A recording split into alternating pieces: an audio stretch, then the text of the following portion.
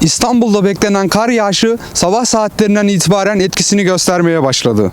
Kar yağışı kent merkezinde etkili olmazken Anadolu yakasının yüksek kesimlerinden Aydos Ormanı ve çevresinde etkisini gösterdi.